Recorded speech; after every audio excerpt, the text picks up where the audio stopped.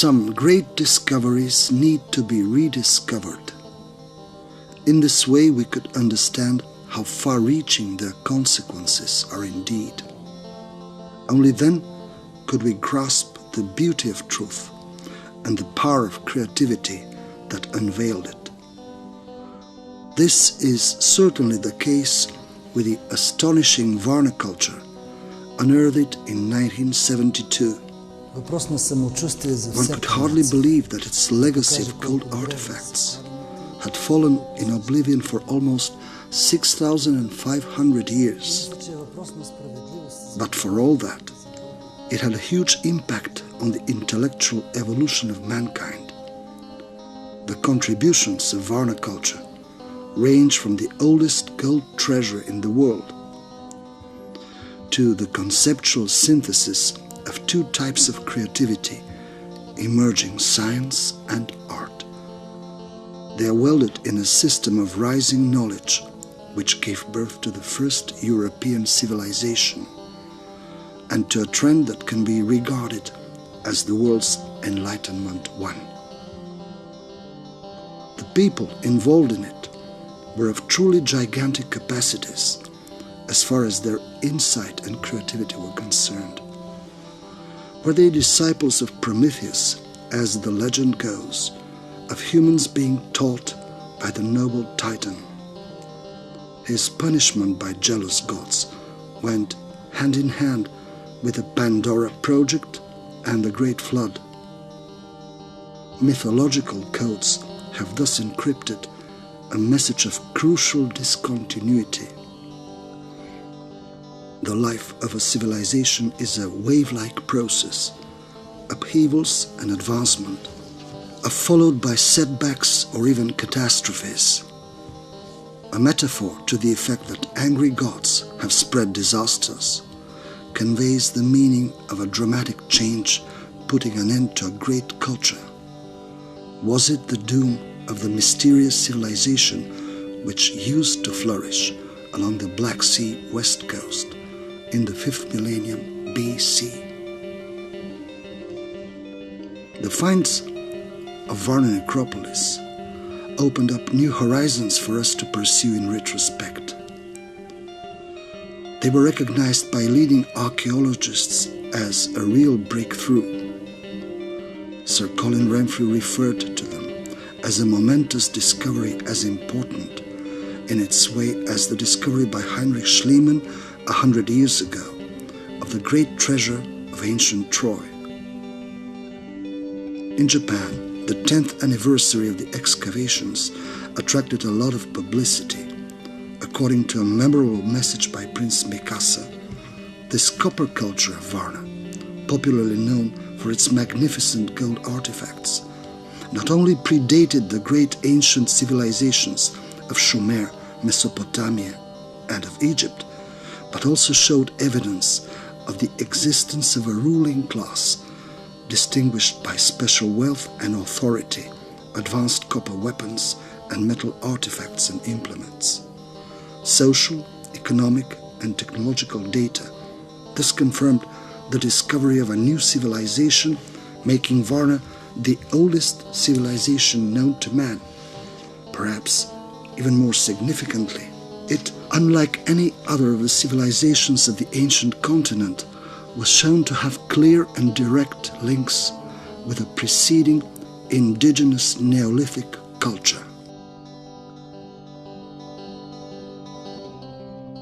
In his article, Ancient Bulgaria's Golden Treasures, the celebrated British archaeologist Sir Colin Renfrew has written, "The world's oldest treasure of gold, unearthed as recently as 1972, was not discovered in Sumer or Egypt, homes of the earliest known civilizations, the obvious places to expect such a momentous discovery. Nor did it come from pre-Columbian America, famous for the rich gold finds in Peru and Colombia. It was uncovered, much to everyone's astonishment, in northeastern Bulgaria near the attractive modern city of Varna, and it may well be more than 6,000 years old. The discovery of this oldest gold hoard seemed to confirm my own theory that prehistoric Bulgarians have invented metallurgy independent of earlier metal workers of the Near East. It also suggested that Bulgarians of 4000 BC had passed their gold-working skills to the superb goldsmiths of the Thracians, inhabitants of Bulgaria in the first millennium BC. The find was as important in its way as the discovery by Heinrich Schliemann 100 years ago of the great treasure of ancient Troy. For while the golden discoveries at Varna are not so elaborate as those at Troy, they are at least 1,500 years older and can surely be dated before 3,500 BC. Calibrated radiocarbon dating may well place them between 4,600 and 4,200 BC.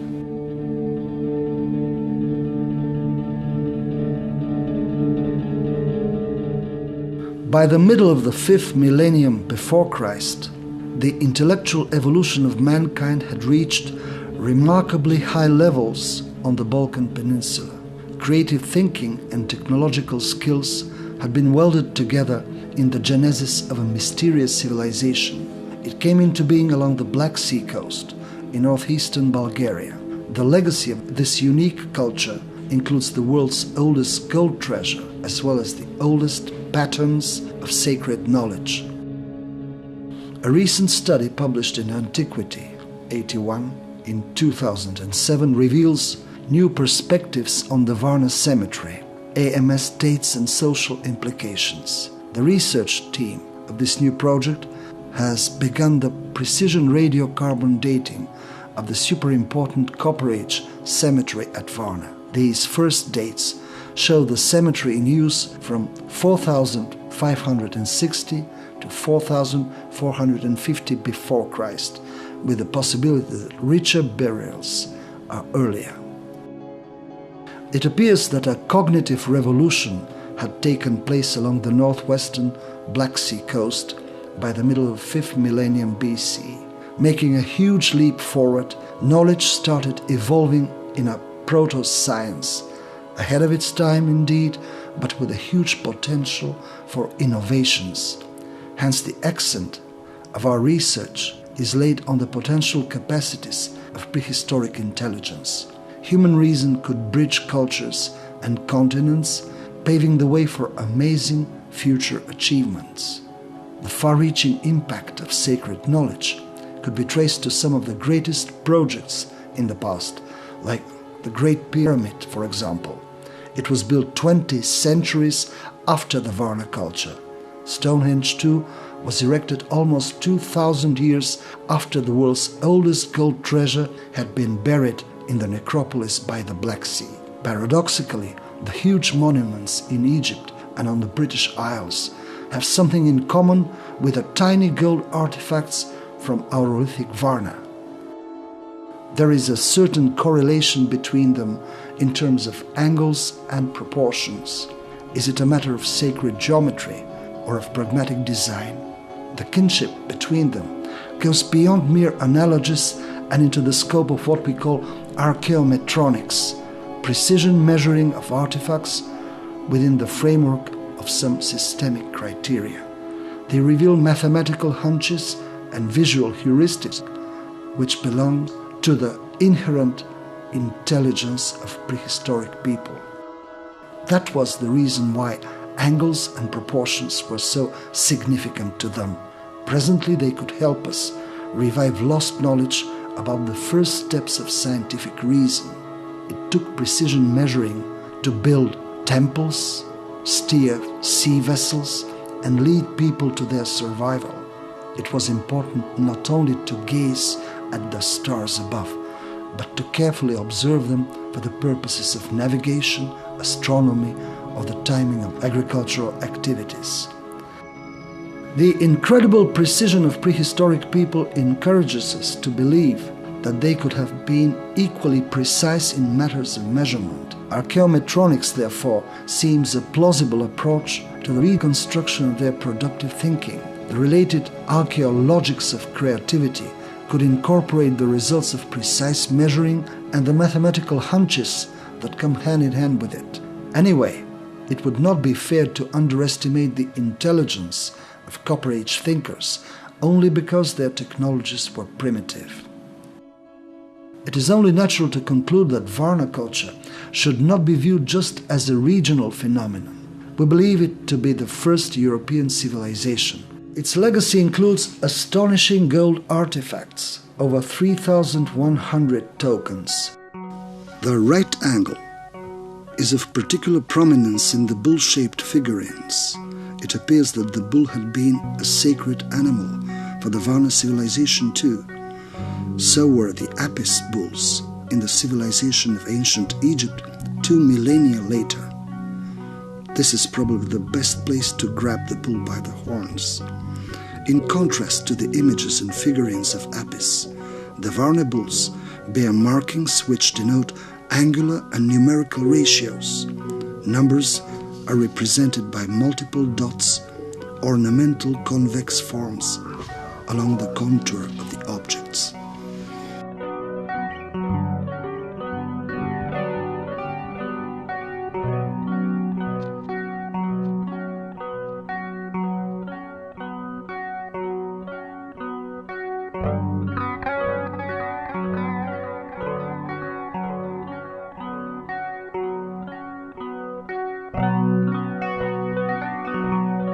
Here is a pattern of clayware representing the famous dynamic circle.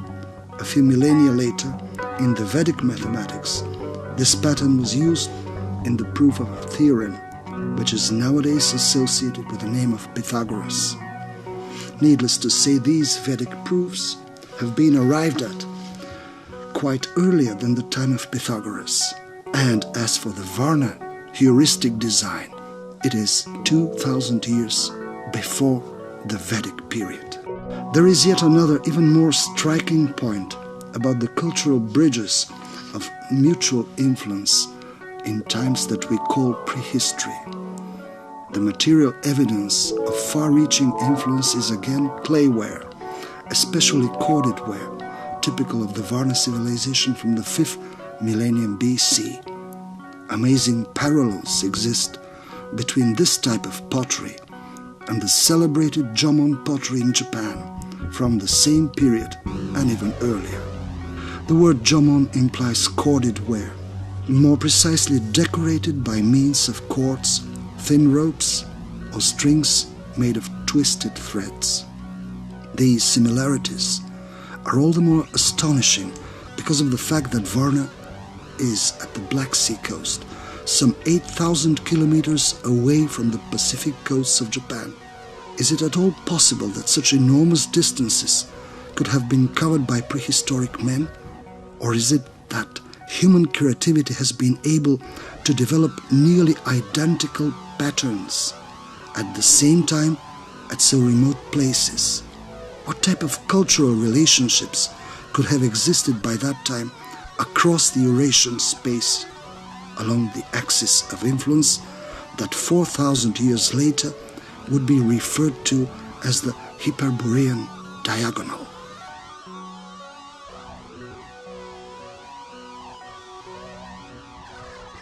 In the shape of the two gold bulls, or the design of the gold-plated pottery bowl, one could grasp a divine proportion. The Fibonacci sequence, which goes with a golden ratio, is represented by means of dots on the surface of the two gold bulls or by chords corresponding to the lines on the surface of the bowl, which is convex. This makes it possible to use them as gold standards for the purpose of measurement, for example, in calibrating navigation equipment or in azimuth plotting.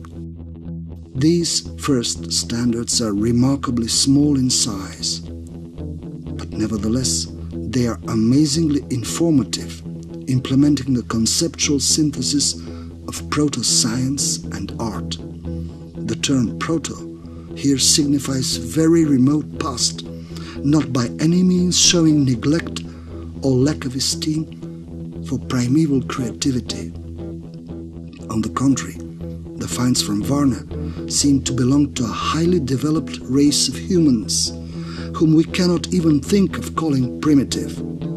If it had not been for the miniature dimensions of their instruments, we might consider these people to be the legendary race of the Titans. According to myths, Prometheus of the Titans was the first to have given essential knowledge to the following generations of humans. Maybe we should take mythology more seriously. Were the Titans indeed the most advanced Copper Age people, capable of teaching others? Was their golden civilization terminated by a catastrophe, a memory of which persisted in myths as the synonym of a worldwide tragedy? Has their sacred knowledge given birth to the first European Enlightenment? Are its incredible gold standards and proportions, in fact, the lessons of a noble mind, truly gigantic in terms of intelligence, not of body size?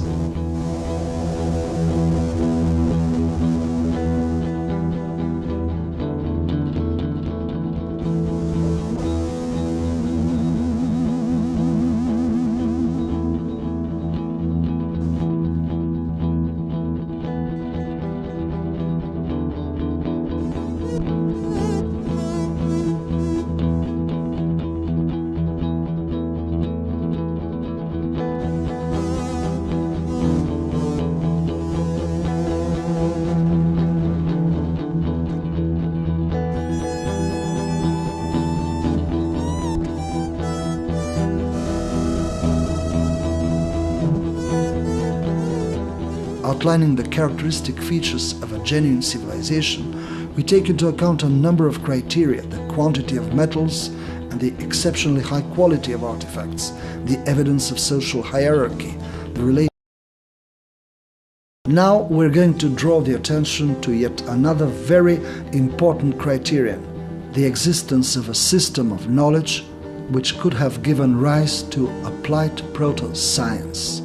The Varna civilization meets the latter requirement, while no other culture before it satisfies this criterion. Of course, there were some other cultural centers of the same age, which also had impressive contributions as regards pieces of art. But from the angle of scientific contents of artifacts, Varna was unique in the whole Neolithic world. Maybe it is high time we got rid of condescending attitudes in regard to the thinking capacities of Stone Age men. Some 300 generations ago, they managed to survive in harsher conditions with very limited resources. But there was the self-reproductive resource of knowledge available to them even at that time, and the power of intuition was there for them too. Prehistoric people made proper use of both to cope with the difficulties of a rogue world and a relatively primitive society. They deserve respect for their struggle and appreciation of their intelligence. The Aurolithic Varna civilization has implemented its mathematical hunches and discoveries in gold standards. These masterpieces of art and craftsmanship can pass for jewelry. In fact, until recently, they were believed to be simply pieces of jewelry. But besides their aesthetic qualities, they have scientific and practical value that enable people in the Neolithic to measure angles and determine positions. The Varna civilization has made the first compasses and protractors, geometrical tools, and navigation devices. Last but not least, there is evidence in its legacy of the golden ratio number and the related sequence of numbers rediscovered in the Middle Ages by Fibonacci and named today after his name. The material embodiments of this divine proportion are gold standards of various forms. They are truly amazing, all the more exquisite because of the golden ratio encoded in them.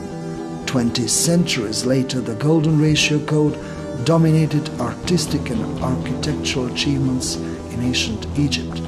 But the earliest encounter with the golden ratio and the Fibonacci sequence happened in Aurolithic Varna 6,500 years ago. Here is a challenge to old paradigms about the evolution of human reason. Intelligence is the decisive argument for us to judge whether a Copper Age culture had the potential of becoming a genuine civilization.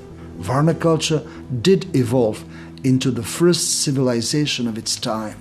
We choose to call it the Aurolithic civilization. Aur coming from rays of light but also gold, while lithic is generally associated with stones. At first glance, it might seem more appropriate, in keeping with the tradition, to use two Greek words to form the name of this age and the related culture. The result obtained would be Chrysolithic, which, however, creates an ambiguity. In the context of Stone Age cultures, to speak of a chrysolithic one would imply the semi-precious stone of greenish color, the mineral by the name of chrysolith, while we intend to lay the accent on the gold and stone masterpieces, revealing the conceptual synthesis of primeval science and art. Within the framework of Copper Age cultures, there was one unique gold and stone civilization, the Aurolithic civilization, born on the Balkan Peninsula, the first capital of which used to be Varna.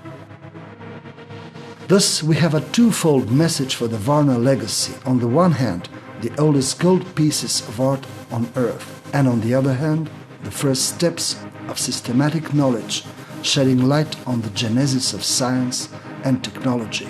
In the twilight zone of prehistoric times, there could be no panoramic view of this Stone Age enlightenment.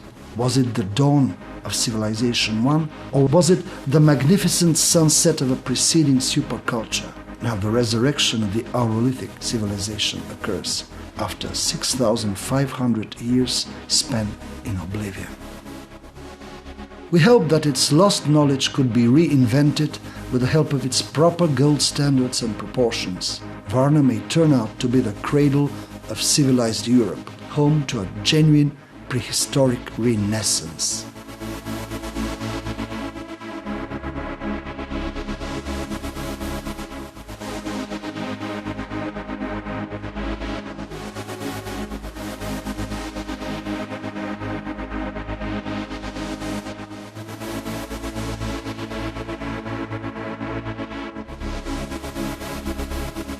We're going to lay stress on the cognitive functions and the potential implementations of artifacts.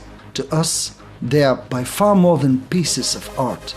We're tempted to view them from the angle of what we call a conceptual synthesis of science and art. We shall try to unveil the synergy of proportions, the combined power of groups of objects, which opens up new prospects for the revival of hidden knowledge. Lost knowledge revival takes place with the help of the gold standards and proportions implemented in the gold artifacts of prehistoric Varna. The measuring functions of some artifacts reveal the primeval elegance of newborn science and art. Reinventing these functions, we could grasp how beauty and truth have been synthesized in the genesis of sacred knowledge. Our research is focused precisely on these links. They reveal the evolution of intelligence, hence we are trying to view Varna culture from the angle of future developments. This is a kind of future in the past relating to the archaeologics of thinking and creativity. It bridges Neolithic times and the epoch of antiquity, promoting geometry and astronomy as the beginning of applied science. The finds from Varna are not merely pieces of art, they are also handmade models of concepts and proportions. There is a system of knowledge encoded in the shape of artifacts and their potential functions. Due to it, prehistoric men achieved incredible social steering. Rule and power depended to an ever-increasing extent on knowledge. In order to perform these functions, competence was required. Authority was based on know-how. For instance, in navigation, global positioning, arable land measuring, martial strategy and tactics. The accumulation of knowledge went hand in hand with the emergence of intelligentsia, in its capacity as the subject of new cognitive functions. Ruslan Kostov, president of the Bulgarian Mineralogical Society, and his team have drawn our attention to the correlation between carnelian and gold beads as far as weight is concerned. Hundreds of them have been studied by these authors, who arrive at the conclusion that a marked propensity for miniaturization is characteristic of Varna culture in general. For example, on the above picture is a barrel-shaped chalcedony carnelian bead with a gold microcylinder in the drilled hole. The dimensions are approximately 2 by 2 millimeters and the thickness is 0.2 millimeter. Lost knowledge revival starts with the very structure of artifacts and goes on by discovering their potential functions. Some of these objects turn out to be gold standards and tools, although they look like decorations. It might not be an exaggeration to consider them as measuring instruments in use by the oldest science. Whether by intuition or on purpose, some of these modular tools were meant to fit together. Combining them highlights the synergy of proportions, which is otherwise hard to grasp. These artifacts are handmade memories of the efforts which human thinking, the more important and remarkable the truth. However, if beauty should stand up in defense of truth, their joint force can no longer be neglected. The Aurolithic civilization from the 5th millennium before Christ is obviously the first to have discovered the golden ratio. This principle rules in matters of beauty and truth. Hence, art and science have been synthesized in the structure of gold standards from the Varna necropolis. Their authors remain dedicated to harmony while seeking for what we now call mathematical concepts and principles. Is it at all possible to resurrect a lost culture on the basis of finds and interpretations? We doubt it, but for all that, it seems worthwhile to reinvent lost standards for harmony. Then comes the subtle feeling of elegant truth. Hunches turn into insight, and the spirit of a great civilization lives again.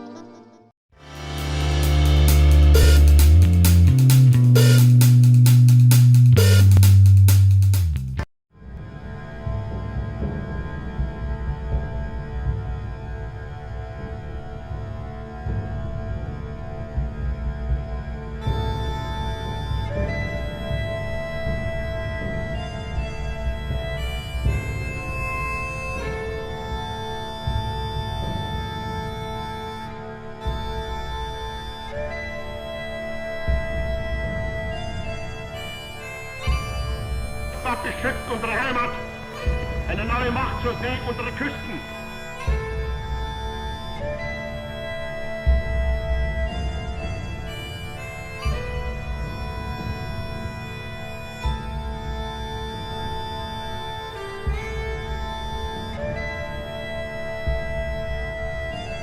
The swastika is synonymous in the West with fascism, and its powerful association with hate, pain and fear runs deep. But this negative connection is only relatively recent, as the swastika is found across all continents and is seen in all religions and traditions, as it is one of Earth's oldest sacred symbols representing good fortune, peace and light.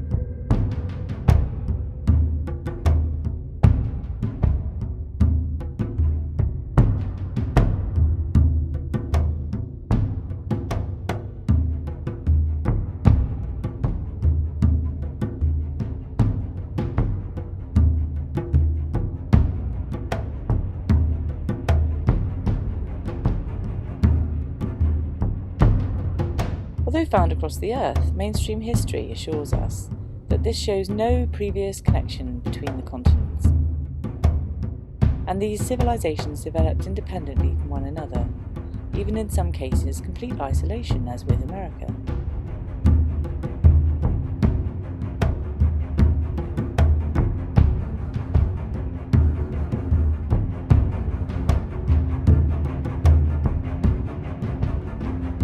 And the swastika is not alone. Countless so-called anomalies are found across the Earth, which don't fit today's version of mainstream history.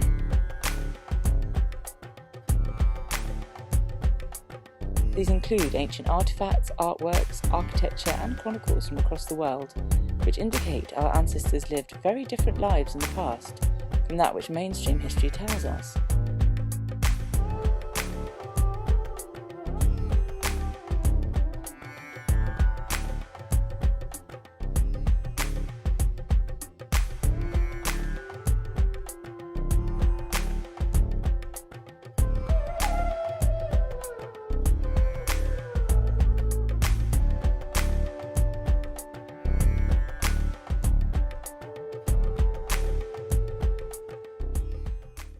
Many accept that today's dating of historical events undoubtedly have some errors, but to what scale?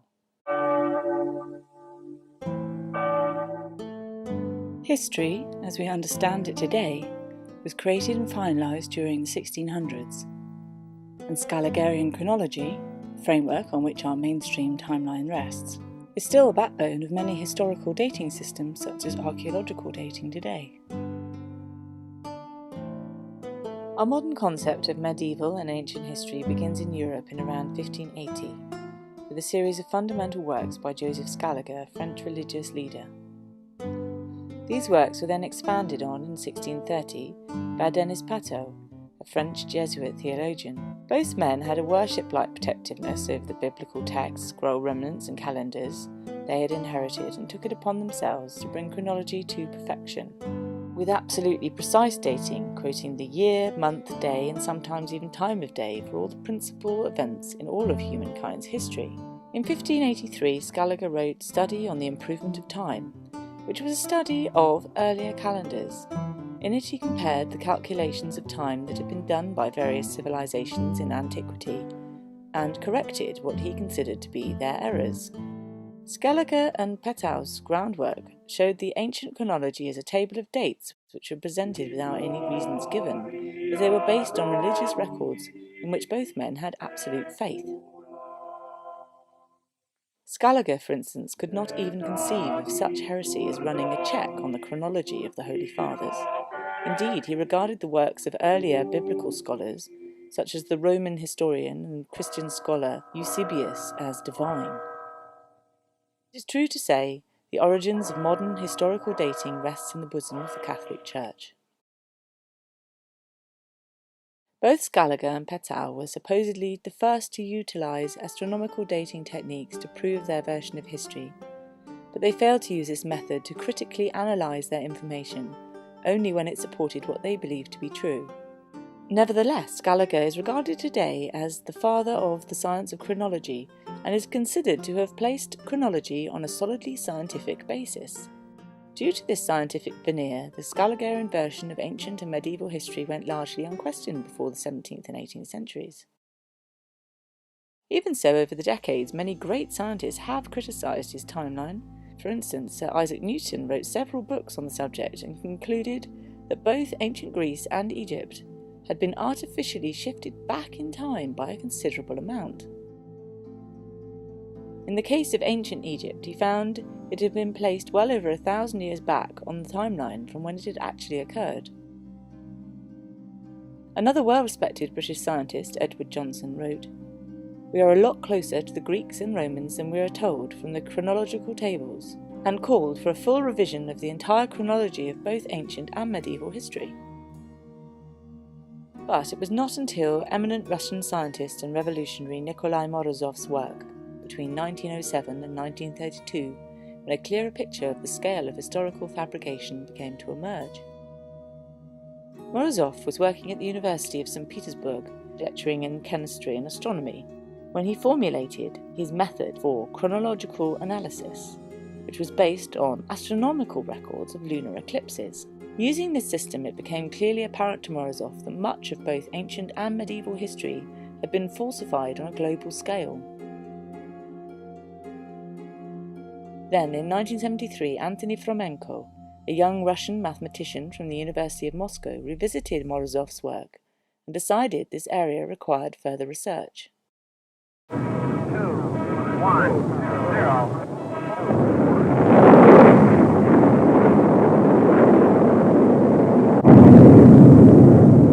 Fomenko had read the American astrophysicist Robert Newton's calculations on lunar motion, which showed a seemingly impossible leap between 700 and 1000 AD, when looked at using the accepted historical dating system. Although still a mystery officially, this so-called anomaly was decided to have been caused by some kind of mysterious extragravitational forces. The idea of questioning the historical dating system had not been considered, but the mathematician in Fomenko was not convinced by the solution and began to look further into datings of ancient lunar eclipses.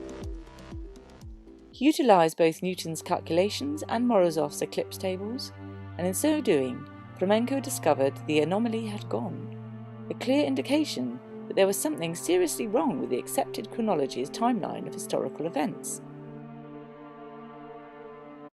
After more than 40 years of research using statistical and mathematical analysis of original ancient sources, Fomenko found that not only the timing of events, but the events themselves had been distorted, and that many supposed dynasties were in fact identical duplicates of each other, spanning over gaps of 300 years or more. Among other eye-opening discoveries, Fomenko and his colleagues were able to show how ancient civilizations such as Rome, Greece and Egypt had occurred much nearer to our time, during what we call the medieval period, and that the Dark Ages were a complete fabrication of time that never existed, apart from in the historical interpretations of Scaligerian chronology.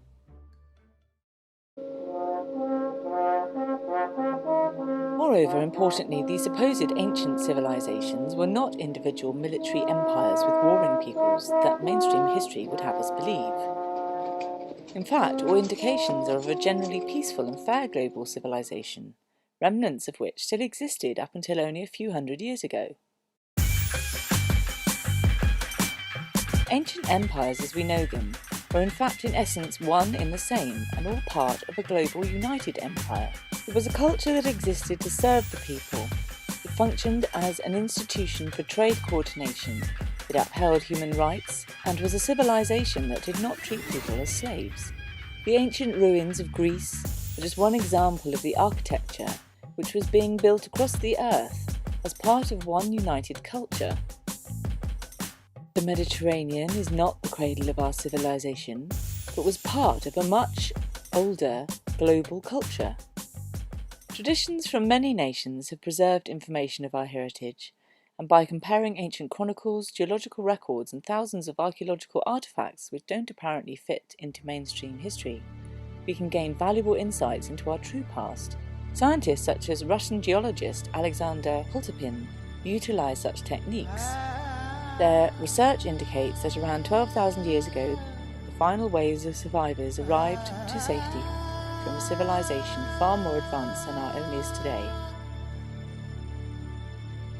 These were people whose understanding of the earth and space were phenomenal.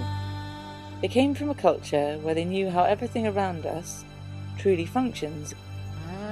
Their religion was a universal knowledge, oneness and truth. Blind faith had no place in their world, as truth was abundant and accessible to all. The survivors had travelled from multiple centres around the world, as much of their land had been submerged by oceans. Over time they had spread across the earth, bringing with them their advanced knowledge, culture and sacred geometric symbolism, the keys to the working of the universe. The survivors shared their culture with tribes they came into contact with, and although in a greatly diluted form, much of their knowledge was passed on. Today, their influence can be seen across the world in art, architecture, customs and spirituality, especially in such places as India and in Native American Indian culture.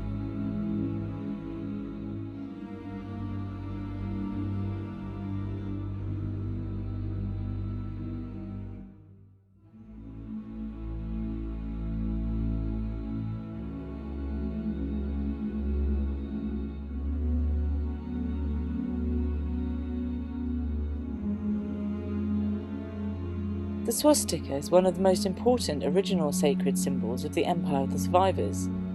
Although many symbols belonging to the survivor culture are still used today widely across the earth, the Christian cross, the Islamic star and crescent, the Jewish Star of David, and many more are sacred survivor symbols that once universally represented a united spirituality based on truth and old wisdom which was once widely understood. Whoa! Lost irreparable to mankind. What's happened, man? The fire has spread from your ships. The library of Alexandria is in flames. What is burning there is the memory of mankind. A shameful memory. Let it burn. Would you destroy the past? Aye, and build the future with its ruins.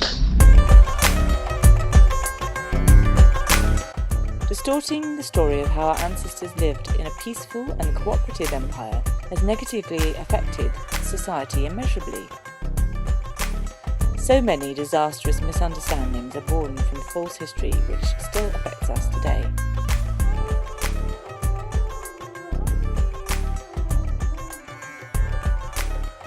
We have learnt for generations how empires always rule, how we have always been ruled, and that humans are naturally war-loving. In fact, the reality is that not so long ago, our ancestors were part of an open, fair and cooperative worldwide culture which was spread across the whole earth.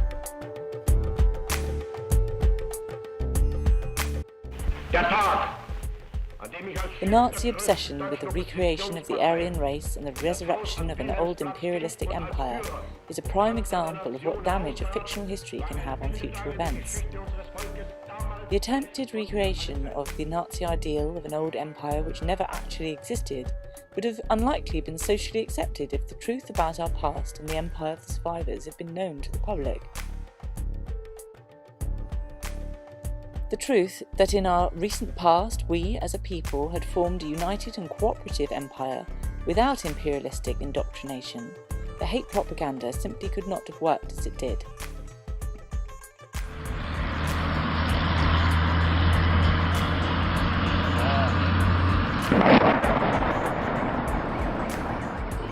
We face grave problems today, but with a new awareness we can see how much of these still have their foundations in what we have been told our past represents, and what it makes us become.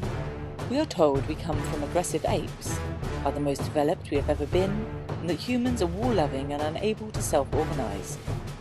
We now generally accept slavery as part of our everyday lives with the monetary system, as virtually all of us are debt slaves, and if not, our country most certainly is. The global cooperative of the survivors' empire bears little resemblance to our version of empire. It served the people, encouraged free trade and honoured spiritual harmony, unlike our current system.